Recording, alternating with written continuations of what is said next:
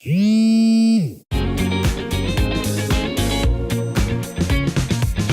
filets de pêche recyclés en plaques de plastique, ce qui à l'origine ne devait être qu'un projet étudiant plutôt original, a bien grandi depuis.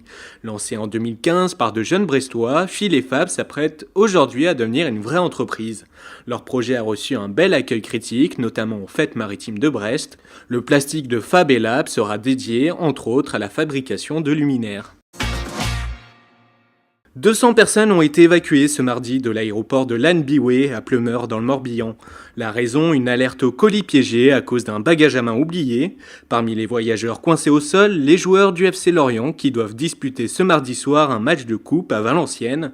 Après 2 heures d'attente, ils ont finalement pu décoller comme le reste des voyageurs. Polémique autour du loyer unique expérimenté par Rennes Métropole. À partir de septembre, les loyers de 35 000 logements sociaux vont s'harmoniser sur un même prix, mais les associations de locataires et le parti de gauche 35 s'inquiètent déjà.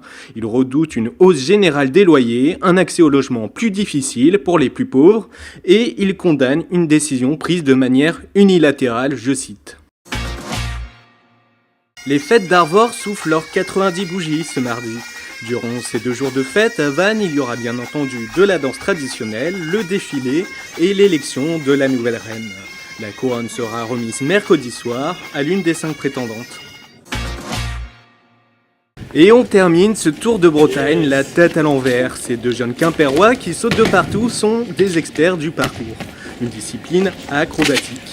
Ils viennent de lancer leur association Parcours Quimper et une initiation est prévue ce samedi. Fans des Yamakasi, vous savez ce qu'il vous reste à faire.